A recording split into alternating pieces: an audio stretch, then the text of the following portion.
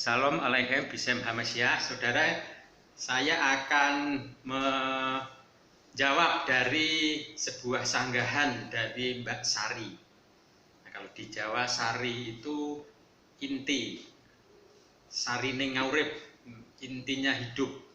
Jadi jangan disepelekan, nama itu adalah doa dari orang tua kalau di Jawa, saudara. Jadi jangan sering mengubah-ubah nama.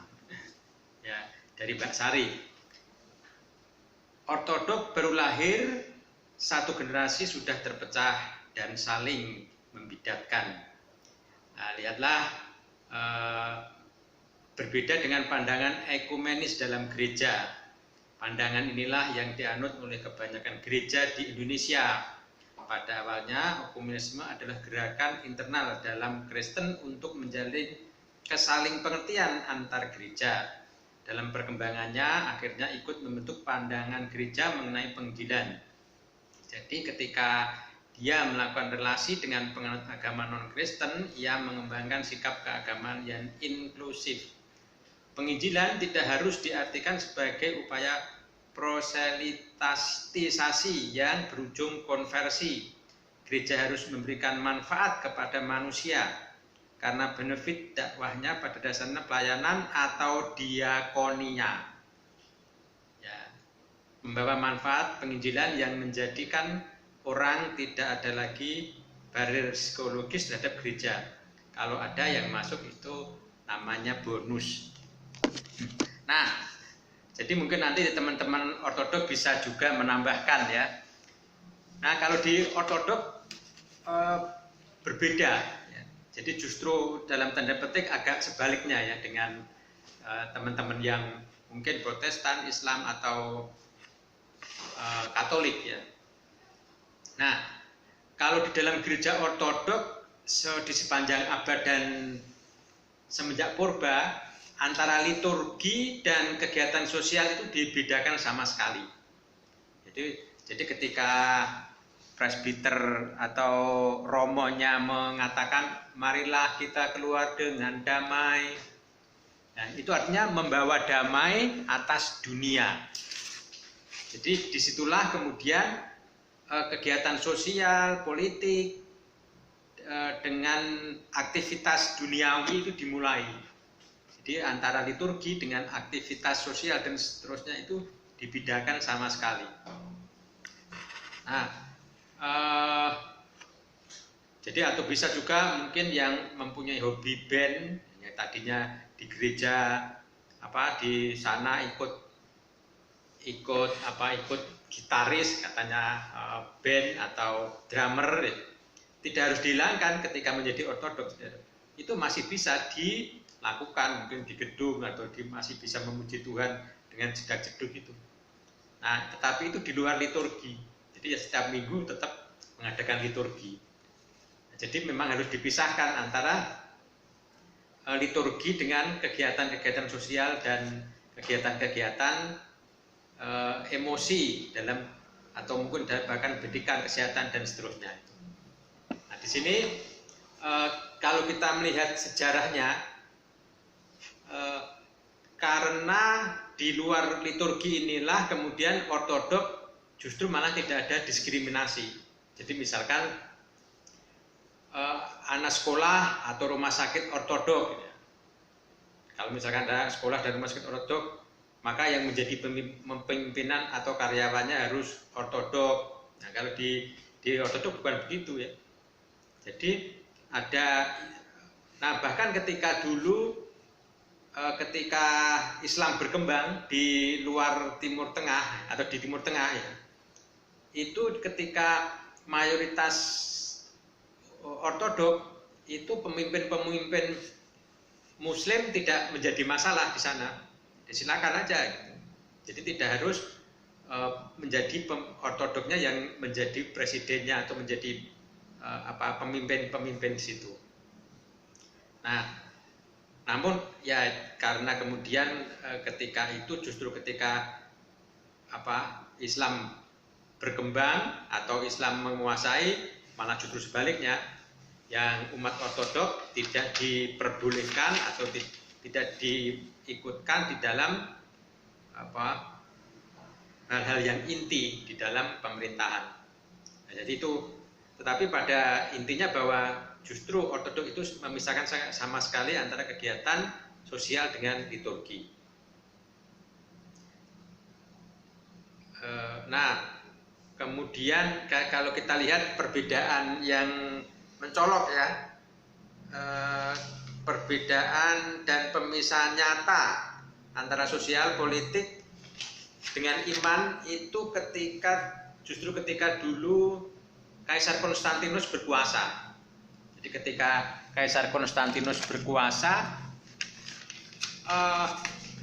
seharusnya kan para bapak-bapak gereja menjadi senang ya, karena ada seorang Kristen yang menjadi penguasa di situ. Tetapi tidak seperti itu, justru malah sebaliknya. Justru ketika Kaisar Konstantinus itu berkuasa, yang pertama menjadi Kristen, banyak para bapak gereja justru menyingkir ke biara. Nah, dan mulai saat itu biara-biara sangat marak ya, justru ketika kekristenan itu menjadi penguasa. Bahkan di Mesir, di Gunung Athos, artinya biara-biara mulai berkembang atau marak justru ketika kekristenan menjadi penguasa. Nah, jadi ini menunjukkan bahwa antara sosial politik dan liturgi terpisah sama sekali. Nah, namun para uskup atau para presbiter sebenarnya juga ketika menjabat itu juga tekanannya untuk mempertahankan iman sendiri tentu sangat berat ya. Nah, seringkali kalau tidak kuat dalam memutuskan hati nurani, di luar hati nurani, ini akan terjadi percampuran atau dengan terpaksa menjadi bidat. Jadi bidat itu sebenarnya tidak selalu murni dari pemikiran dari para patriark atau uskup yang membuat bidat itu. Justru sering kali terjadi ketika pimpinan gereja atau uskup itu atau patriark itu tidak kuat menahan kekuatan dari luar, sehingga terpaksa memutuskan dalam hal yang tidak sesuai dengan hati nurani. Nah, jadi misalkan ketika gereja itu dikuasai oleh komunis atau oleh para bidat, jadi nyawa sebagai taruhannya. Ya, para uskup yang tidak mau tunduk kepada komunis, kepada para bidat, dan ingin gereja, kemudian tetap berada di dalam mengikuti si penguasa tersebut. Nah, ambil contoh misalkan ketika di Rusia ya, ketika di Rusia itu komunis berkuasa. Nah, orang-orang yang tetap beriman kepada iman yang teguh, keortodoknya, kemudian dengan kekuasaan negara. Jadi ortodok ini akhirnya menjadi dua, yaitu Rocor dan ortodok Rusia yang ada di Rusia. Nah, ortodok yang ada di Rusia banyak dikuasai atau dikendalikan oleh pemerintah. Makanya kemudian Rocor itu Rusia Orthodox Church out of Rusia. Jadi ortodok, orang-orang Rusia yang tetap mempertahankan keortodokannya, tidak mau dikuasai oleh komunis. Kemudian dia ada ke luar negeri, di Amerika, justru dulu di Indonesia. Nah, jadi di Indonesia, kemudian di Indonesia ya. Jadi dulu Rocor yang berkembang ya, dan di seluruh dunia. Nah, tapi ketika sekarang komunis itu sudah tumbang, maka Rocor bergabung lagi dengan Rusia. Tapi ada juga tetap orang-orang Rocor itu yang tidak mau bergabung dengan Rusia. Jadi tetap mempertahankan imannya dulu. Jadi mungkin ya pemikirannya nanti sewaktu-waktu kalau di eksekusi, dipersekusi lagi, bisa mengembangkan gereja di luar negeri. Nah, sama saja dengan GGOC, ya, yang GGOC yang kita, jadi atau Gereja Ortodok Yunani Sejati, ini ada sebuah persekutuan dengan kalender. Sebenarnya masalah kalender Gregorian. Kalender Gregorian yang dibuat oleh Katolik Roma, oleh Paus Gregorius. Nah, akhirnya GGOC atau yang di Yunani tidak setuju ya, dengan kalender Gregorian ini, maka tetap mempertahankan kemurnian gereja. Jadi kalau Rocor itu gereja yang melawan komunis, kalau GGOC itu gereja yang melawan kalender Gregorian atau ekumenisme, melawan ekumenisme. Nah, jadi kalau di Ortodok itu seperti perpustakaan ya. Jadi Ortodok itu dalam hal sosial, politik, dan kemanusiaan itu seperti perpustakaan. Jadi kalau di perpustakaan Katolik, Protestan atau Islam itu tidak mungkin ada buku-buku ortodoks. Ya, kalau saudara lihat perpustakaan di universitas atau di sekolah-sekolah Katolik, Islam atau Protestan itu tidak ada buku-buku ortodoks.